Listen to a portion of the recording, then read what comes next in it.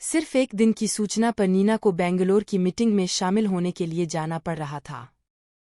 कल जब बॉस का कार्यालयीन आदेश उसे मिला तो वह जरा घबरा सी गई थी। इतनी जल्दी सारा इंतजाम कैसे हो पाएगा? पर ना कहने का तो कोई सवाल ही नहीं था। 1 साल से उसका प्रमोशन भी रुका हुआ है। फिर एक ही पद और मेज पर बैठकर बरसों कलम घिसते हुए वह थोड़ी निराश हो चली थी। ऑफिस के ऐसे दौरे ही तो थे जो कार्मिकों की घिसी पीटी जिंदगी में थोड़ी सी ताज़ी हवा भर देने का काम किया करते थे। और वापस आने पर पुराना और बेरंग कर्मस्थल भी कुछ समय के लिए बदला हुआ सा लगने लगता था। खैर, सारा बंदोबस्त सही समय पर ठीक से हो गया। टिकट और होटल का इंतजाम तो दफ्तर की ओर से ही करा दिया गया था। रिया और घर को संभालने के लिए भी उसकी ननद 1 हफ्ते के लिए मायके में आकर रहने को तैयार हो गई थी। चूंकि नीना का यह पहला ऑफिशियल ट्रिप था तो निखिल ने भी पूरा सहयोग देने का वायदा किया था। अब केवल सामना बांधना शेष था जिसे नीना ने बड़ी स्फूर्ति से निपटा लिया। स्पाइस जेट की छोटी सी 30 सीटों वाली एयरबस थी। नीना को विंडो सीट पसंद थी परंतु एयरलाइंस के स्टाफ ने कहा, सॉरी मैम, ओवर बुकिंग हो गई है। हम आपकी सीट चेंज नहीं कर सकते। सह्यात्री से रिक्वेस्ट करूंगी। उम्मीद है वे मान जाएंगे, नीना ने मन में सोचा। सीट पर पहुंचकर नीना अपने साथ लाए बैग को अभी सामान कक्ष में रख ही रही थी कि उसका सह्यात्री उठ खड़ा हुआ और अपनी विंडो वाली सीट नीना को ऑफर किया। नीना उन्हें धन्यवाद देने जैसे ही मुड़ी थी कि उसका सामना आकाश से हो गया। एक आकाश ही तो था जो बिना कहे उसकी सारी बातें समझ जाया करता था। परंतु यूं अचानक आकाश को सामने देखकर पल भर में ही नीना के चेहरे से सारे रंग गायब हो गए थे। वह भावशून्य सी कुछ देर खड़ी आकाश को ताकने लगी थी। अपनी पसंदीदा सीट पर बैठना भी भूल गई थी। जब विमान के उड़ान भरने की घोषणा हुई तब आकाश ने बड़े प्यार से उसकी बाह पकड़कर उसे उसकी सीट पर बैठा दिया। गनीमत यह थी कि यह विमान 2 सीटर था, वरना दूसरे लोग नीना की इस अवस्था को देखकर न जाने क्या सोच बैठते। नीना और आकाश का 7-8 साल का रिश्ता शादी के बंधन में न बंध पाया था। दोनों आत्मनिर्भर थे, चाहते तो घर से भागकर शादी कर सकते थे परंतु उन दोनों की ही यह जिद थी कि अपने परिवार वालों के इच्छा के विरुद्ध कुछ न करेंगे, चाहे इसके लिए उन्हें कितनी भी कुर्बानी क्यों न देना पड़े। दोनों जुदा होने के काफी लंबे समय के बाद पुनः इस तरह मिल रहे थे। नीना अपनी घर परिवार और नौकरी में इतना उलझ गई थी कि आकाश के बारे खोज खबर रखने की उसे समय ही न मिल पाता था। दोनों चुपचाप पास पास बैठे थे। दोनों के बीच सन्नाटा पसरा हुआ था, परंतु वह सन्नाटा भी बड़े जोरशोर से उन दोनों के सीने में होने वाले हलचल को बयां कर रहा था। काफी समय बीत चुकने के बाद जब विमान उड़ान भरकर मध्य गगन में शांति से विचरण कर रहा था तो एकाएक नीना पूछ बैठी, कैसे हो? शादी हो गई तुम्हारी?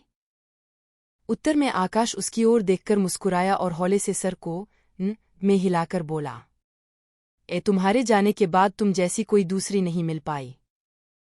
कोशिश की थी? नहीं की, जब मालूम था कि तुम जैसा कोई और हो ही नहीं सकता। नीना ने कसम खाई थी कि फिर कभी किसी के सामने नहीं रोएगी, परंतु जिद्दी आंसू उसकी आंखों से बह चले। आकाश ने अपना हाथ उसके हाथ पर रख दिया। नीना ने इसके बाद धीरे से अपना सर आकाश के कंधे पर टिका दिया। आकाश प्यार भरी नजरों से उसे देखने लगा।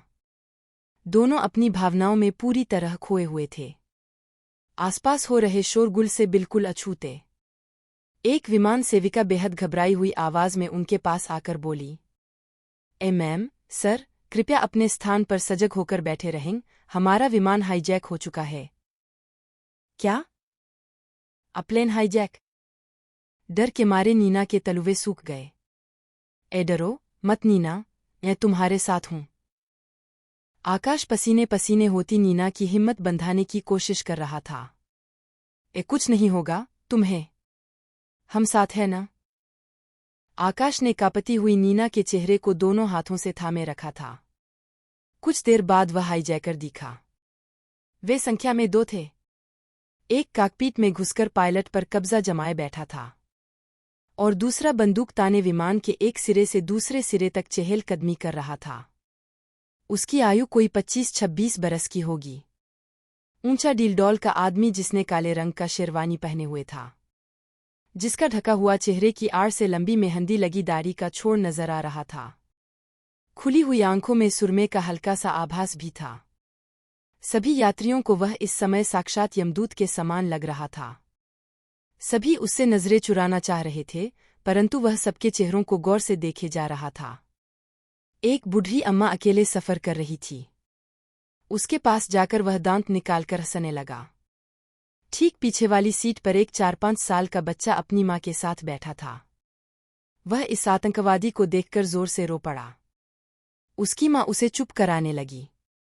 आतंकवादी झटपट बंदूक लेकर उस बच्चे के पास खिसक आया और बच्चे को बंदूक दिखाकर तुरंत चुप हो जाने की धमकी देने लगा। बच्चा डर के मारे और जोर से रो पड़ा। तभी आतंकवादी की नज़र विंडो सीट पर बैठी आतंक से लगभग सफ़ेद पड़ चुकी नीना पर गई। नीना के सुंदर मुखड़े और कमसीन देह पर वह ऊपर से नीचे तक नज़र दौड़ाता रहा। फिर उसकी ओर कोई अश्लील सा इशारा करने लगा। नीना तब दम साधे अपनी जगह पर बैठी उसकी बातों को अनसुना करने की कोशिश करने लगी। 1 बार, 2 बार, तीसरी बार। अब आकाश से नहीं रहा गया और उसने उठकर आतंकवादी के नाक को लक्ष्य करके जोरदार घूंसा मार दिया। आतंकवादी इस अचानक के हमले के लिए तैयार न था और बगल वाली सीट पर जा गिरा। आकाश ने अवसर पाकर उसके हाथ से बंदूक छीन लिया। पलभर में पासा पलट चुका था। वहां बैठे सब उसकी इस साहस पर ताली बजाने लगे। पायलट विमान को किसी अनजाने एयरपोर्ट पर जबरदस्ती उतारने को मजबूर हो गया था। सब लोग अब उस आतंकवादी को घेरकर लात घूंसा मार रहे थे कि पीछे से गोली चलने की आवाज आई। सबने देखा कि दूसरा आतंकवादी कॉकपिट से निकल आया था और अपने साथी को बचाने के लिए धड़ाधड़ AK-47 से फायरिंग करने लगा था। भीड़ तुरंत छंट गई। कुछ लोगों को गंभीर चोटें आई। वह बूढ़ी अम्मा अपनी जान से हाथ धो बैठी थी। अब दोनों आतंकवादियों ने आकाश को घेर लिया था। आकाश नीना को उन दोनों की नज़रों से बचाए रखने की कोशिश में उनसे लड़ रहा था। पहला आतंकवादी आकाश के बिल्कुल सामने आकर खड़ा हो गया और कनपटी पर बंदूक रखकर गोली दाग दी। आकाश का शरीर लुढ़क कर नीना की गोद में आ गिरा। इसी बीच जाने क्या हुआ। पायलट को अवकाश मिल गया था और वह SOS को भेजने में सक्षम हो गया था। तुरंत ही कमांडो सेना यात्रियों की सुरक्षा के लिए पहुंच गई। विमान को अब चारों तरफ से फौजियों ने घेर लिया था। लाउडस्पीकर द्वारा आतंकवादियों को आत्मसमर्पण करने के लिए कहा जा रहा था। आतंकवादियों ने कोई और उपाय न देखकर जहर खाकर आत्महत्या कर ली। मरने से पहले अंधाधुंध गोली चलाकर 4-5 और आदमियों को उन्होंने मार गिराया। कोमाडो की फौज जिंदा बचे हुए यात्रियों को सुरक्षित स्थानों में पहुंचाने लगे। इधर आकाश की गर्दन से बहती खून की अविरल धार से नीना रक्त रंजित हो उठी थी। वह पागलों की भांति ये help help someone please help पुकारे जा रही थी और सहायता की गुहार लगा रही थी। तभी उसने अपनी हथेली पर आकाश के छुवन को एक बार फिर महसूस किया। उसकी ओर देखा तो आकाश मुस्करा रहा था। इतनी पीड़ा के बीच भी उसकी आंखों में जन्मजन्मांतर का प्रेम और विश्वास झलक रहा था। अस्पताल में इसके बाद आकाश पूरे 1 दिन तक जीवित रहा। उसके शरीर से इतना खून बह गया था कि उसे बचाया न जा सका। नीना पूरे समय बदहवास सी आकाश के बेड के पास खड़ी रही। आकाश की अंतिम इच्छा अनुसार उसके पट्टी बंधे मस्तक को नीना की गोदी में रखा गया। वहीं उसने अपनी आखिरी सांसें ली। नीना को सुरक्षित देखकर ही आकाश ने अपना प्राण त्याग पाया था। उसने उसे जुबान जो दी थी,